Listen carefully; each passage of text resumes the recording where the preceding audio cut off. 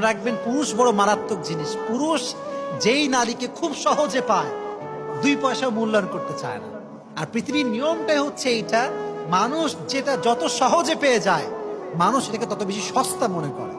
এই জন্য আমার বন্ধুদেরকে আমি হাম্বল রিকোয়েস্ট করছি, সহজে পটে যাবেন না, স্ট্রং পার্সোনালিটি মেনটেন করবেন।